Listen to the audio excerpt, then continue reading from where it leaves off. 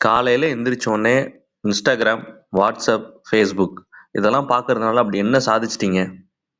இதனால என்ன லாபம் கிடைச்சது? உங்களுக்கு பணம் கிடைச்சதா? பொருள் கிடைச்சதா? பேர் கிடைச்சதா? இல்ல ஒரு நல்ல மனுஷன்ற ஒரு இது கிடைச்சதா? என்ன கிடைச்சது? எதுக்காக அப்புறம் காலையில எந்திரிச்ச உடனே இத பார்க்குறோம்? 1/2 மணி நேரம், 1 மணி நேரம், சில பேர் 2 மணி நேரம். WhatsApp பார்க்கறதுனால அப்படி என்ன கிடைச்சது? காலைல எந்திரிச்சு அந்த WhatsApp மெசேஜுக்கு லேட்டா தான் ரிப்ளை பண்ணா என்ன? சரி, நான் எந்திரிச்ச உடனே ரிப்ளை பண்ணா தான் வேலைக்கு ஆகும் அப்புட்ன்னா 7 மணிக்கு எந்திரிக்கிறீங்க, 6 மணிக்கு எந்திரிங்க. 6 மணிலேருந்து 6:30 மணி வரைக்கும் உங்களுக்காக ஸ்பெண்ட் பண்ணுங்க.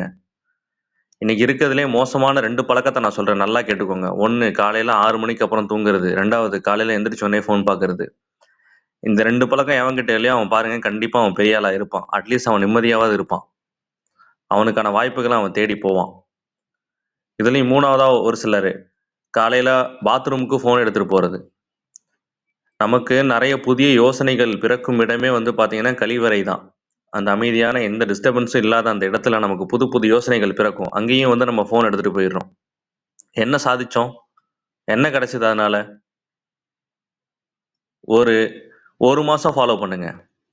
காலையில எந்திரிச்சுட்டு ஃபோன டச் பண்ணாம அலாரம் வைக்கிறீங்களா? அலாரத்த ஆஃப் பண்ணிட்டு, ஃபோன தூக்கி தூரமா வச்சுட்டு, ஒரு 1/2 மணி நேரம் உலகத்துல என்ன நடக்குதுன்றத அப்சர்வ் பண்ணுங்க.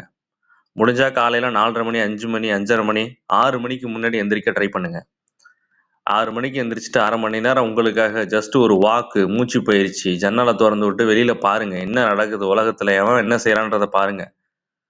ஃபோன மூடி வைங்க. 1 மாசம் பண்ணுங்க. ஏன் அப்டின்னா, இதுக்கு பின்னாடி ஒரு சயன்டிஃபிக் ரீசன் இருக்கு. உங்களுக்கெல்லாம் டோபமைன் பத்தி தெரிஞ்சிருக்கும். ஏன்னா, நமக்கு உத்வேகம், நம்ம மூளை டிசிஷன் எடுக்கிற ஸ்கில்லு, கம்பேர் பண்ற ஸ்கில்லு, இது எல்லாமே வந்து காலையில நம்ம ஃபோன் பார்க்குறோம் பார்த்தீங்களா, அப்பவே குளோஸ்ட். அந்த 1/2 அன் ஹவர்லயே ஒட்டுமொத்த திறமையும் நம்ம குளோஸ் பண்ணிடுறோம். அதுக்கப்புறம் ஜஸ்ட் லைக் தட் நம்ம பிரெயின் வந்து ரன் ஆகுமே தவிர, ஒரு எஃபெக்டிவான மெத்தட்ல இருக்காது.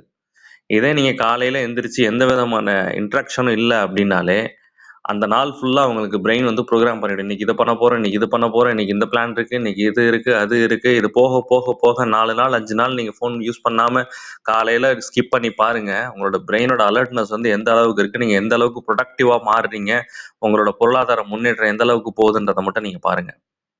இது சும்மா சொல்ல சயின்டிஃபிக் ரீசன் இருக்கு. ஏன்னா காலையில நீங்க எந்திரிச்சு 4 ரீல்ஸ் தள்ளுனாலே முடிஞ்சிருச்சு. நமக்கு டோபமைன் செக்ரீஸ் ஆயிடும்.